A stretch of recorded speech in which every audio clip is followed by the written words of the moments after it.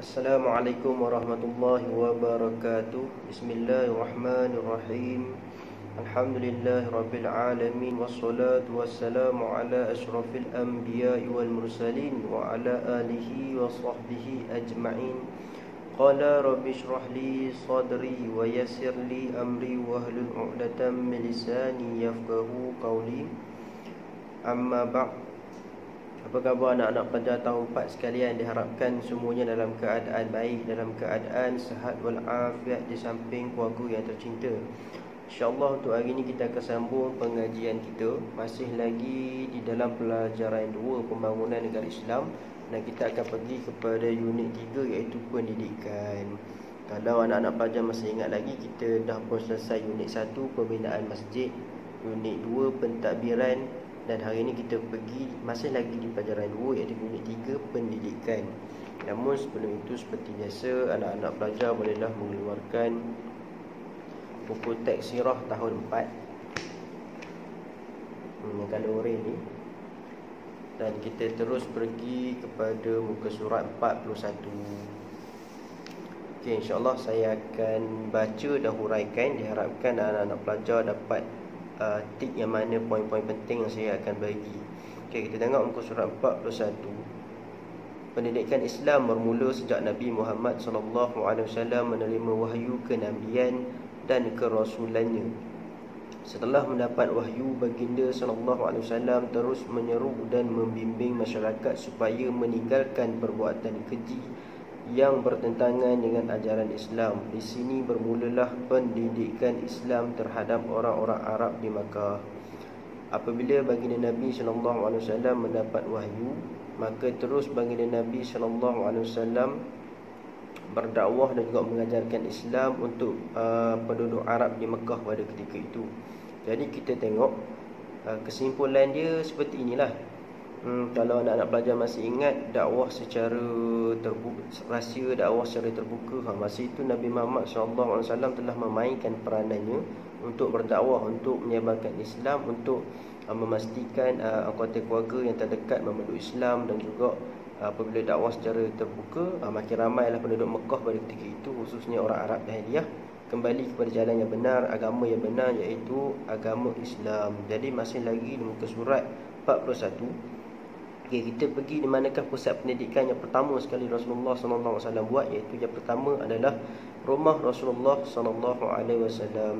Institusi pendidikan yang pertama ialah rumah baginda SAW sendiri. Di sinilah baginda mengajar dan mendidiki ahli keluarganya dengan didikan Islam, iaitu percaya kepada kewujudan Allah yang Maha Esa, berpandukan pendidikan Al-Quran. Mereka termasuklah isteri baginda Sayyidatina Khadijah binti Khuwailid, Sayyidina Ali bin Abi Talib dan Zaid bin Harithah.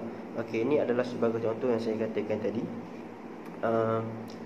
Tempat pertama adalah di rumah baginda Nabi SAW sendiri, dan kita boleh relatekan dia, kaitkan dia dengan dakwah secara rahsia yang anak-anak pelajar tahun 4 pernah belajar pada tahun lepas, tahun 3. Okay. Maksudnya dakwah secara rahsia, baginda menyebarkan dakwah di rumah dia sendiri dan juga ahli keluarga yang terhampir. Sebagai contoh, isteri baginda sendiri, Sayyidatina Khadijah binti Khuwailid, wanita pertama, manusia pertama yang memeluk Islam.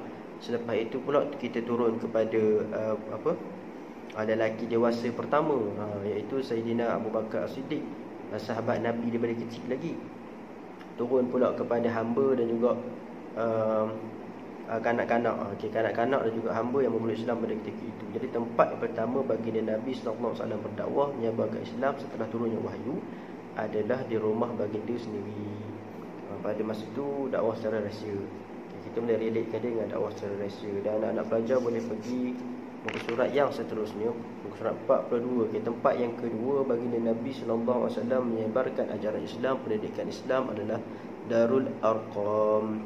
Setelah pengikutnya semakin bertambah, baginda Nabi SAW berpindah ke rumah Al-Arqam bin Abi Al-Arqam yang terkenal dengan nama Darul Arqam untuk berdakwah. Di sinilah Nabi Muhammad SAW mengajar Al-Quran dan perkara-perkara lain yang berkaitan dengan Islam.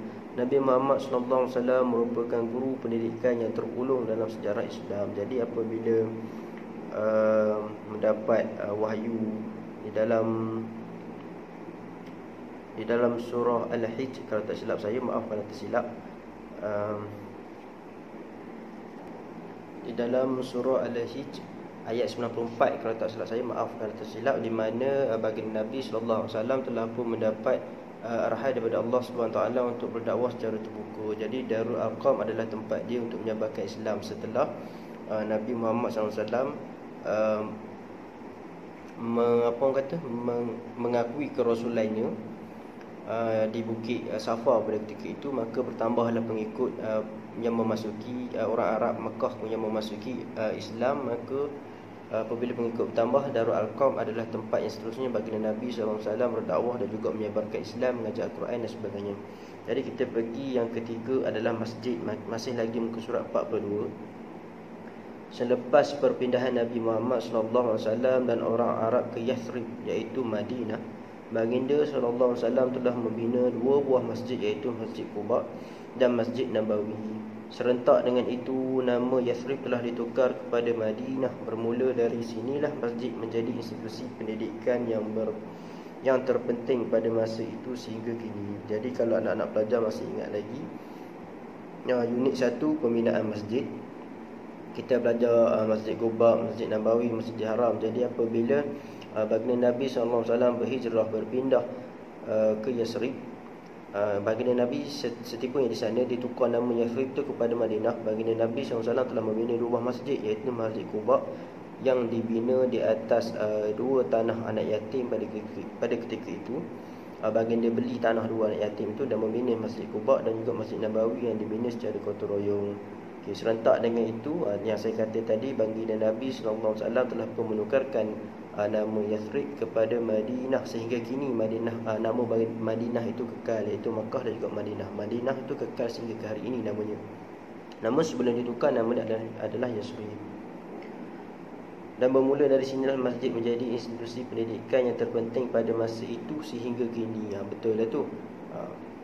Lepas baginda Nabi membina masjid, Nabi sebar agama Islam di sana, dakwah di sana, tidak terhenti di situ. Sampai ke hari ini pun kalau kita buat ceramah umum, ke kuliah subuh, kuliah duha, kuliah maghrib pun kita akan buat di masjid di surau. Jadi kita pergi kepada muka surat 43, muka surat yang terakhir insya-Allah, As-Safafah. As-Safafah merupakan ruang atau bangunan surau yang bersambung dengan masjid. As-Safafah boleh dilihat seperti sebuah sekolah kerana sistem pengajaran dan pembelajaran dilakukan secara teratur dan sistematik. Contohnya Masjid Nabawi yang mempunyai As-Safafah digunakan untuk majlis ilmu. Tempat yang seterusnya baginda Nabi SAW dan sehingga ke hari ini pun tempat berdakwah dan juga menyebarkan Islam adalah As-Safafah. Senang cerita As-Safafah ni, kita sebabkan kita ni terletak di Kota Sas. Di Masjid Kota Sas tu pun ada As-Safafah ni. Sebenarnya dia anjung masjid. Macam orang kata sebelum kita masuk dalam masjid tu, yang di luar tu, macam tempat kalau siapa yang pergi telaki dan juga mengaji malam, Ustaz Kemang, Ustaz Syafiq tu, ada duduk di beranda tu, panggil beranda anjung bukan gitu. Itulah tempat As-Safafah tu. Di situ pun ada orang yang baginda Nabi, dan sehingga kini ada lagi yang menyebarkan ilmu di situ. Kerana mungkin selain di dalam masjid itu sendiri, di beranda masjid itu, di anjung masjid itu pun sesuai, kerana mungkin dapat udara luar dan sebagainya, lebih segar. Sebagai contohnya dia ambil dalam konteks ni, dia kata Masjid Nabawi, yang boleh tengok image tu, anjung Masjid Nabawi tu, ruang lega dia tu, tempat bolehnya baca kitab, habiskan kitab dan sebagainya. Jadi kita pergi kepada kutubu, ataupun kutub, ditubuhkan oleh orang Arab untuk memberi pendidikan kepada kanak-kanak di peringkat rendah.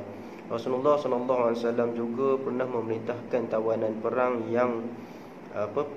Badar yang berkebolehan supaya mengajar 10 orang kanak-kanak Islam sehingga mereka boleh membaca dan menulis sebagai syarat untuk membebaskan diri. Jadi kutub ni baginda Nabi SAW bina untuk peringkat umur rendah, peringkat umur kanak-kanak, untuk menyebarkan Islam, seperti mengajar mengaji, boleh membaca dan sebagainya.